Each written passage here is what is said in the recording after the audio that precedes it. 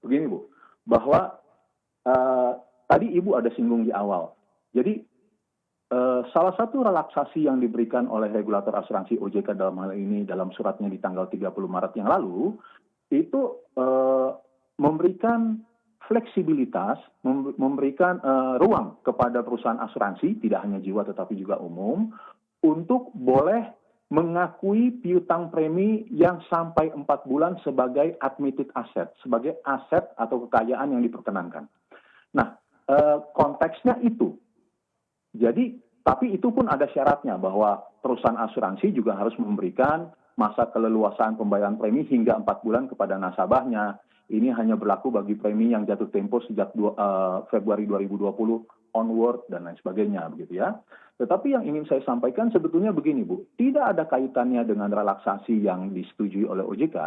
Sebetulnya banyak produk perusahaan asuransi jiwa sudah memberikan fleksibilitas kepada nasabah-nasabahnya. Contoh, produk unit link Bu itu mengenal apa yang disebut sebagai premium holiday, di mana nasabah bahkan boleh tidak membayar preminya sepanjang nilai investasinya masih ada dan proteksinya tetap berjalan.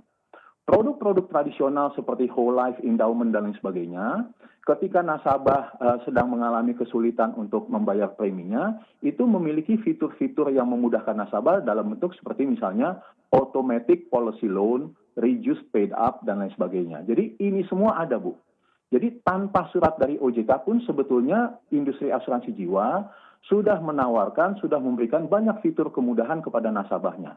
Sehingga dalam hal ini kami dari Asosiasi Asuransi Jiwa Indonesia menganjurkan kepada para pemegang polis, para nasabah asuransi jiwa untuk sekali lagi memeriksa polisnya dan menghubungi pusat layanan perusahaan asuransi jiwa masing-masing. Artinya kebijakan yang diberikan regulator ini sebenarnya tidak begitu signifikan begitu ya Pak? Kalau Anda katakan ini sebenarnya sudah dilakukan sebelumnya.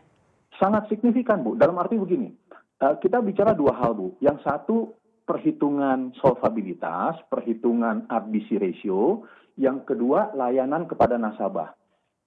Interpretasi kami terhadap surat OJK adalah bahwa ini dalam rangka perhitungan solvabilitas, bahwa perusahaan asuransi jiwa diberikan fleksibilitas untuk boleh mengakui piutang premi yang sampai 4 bulan, sebelumnya hanya boleh 2 bulan Bu, dalam perhitungan RBC. Jadi konteksnya adalah antara regulator OJK dalam hal ini dengan perusahaan asuransi. Tetapi yang saya sampaikan tadi adalah sesuatu yang sudah berjalan banyak tahun bahwa perusahaan asuransi jiwa di dalam produk-produk asuransi jiwanya itu memberikan kemudahan kepada nasabah. Tidak ada kaitannya dengan krisis saat ini. Itu sudah lama ada, Bu.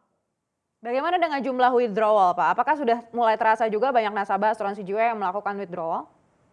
Data persisnya mungkin nanti di akhir bulan ini gitu ya Bu ya. Tapi sekali lagi sebetulnya wabah corona ini kan sudah kita lihat, sudah kita dengar dari akhir tahun 2019.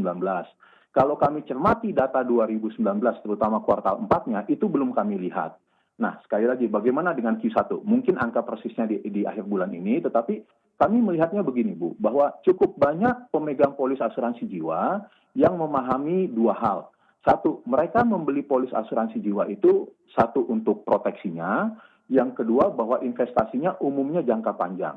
Dan dalam diskusi kami dengan beberapa perusahaan asuransi jiwa, ternyata cukup banyak mereka melihat bahwa sebagian nasabahnya malah menambahkan top up premi Bu, karena melihat ini kesempatan untuk tambahkan porsi investasinya.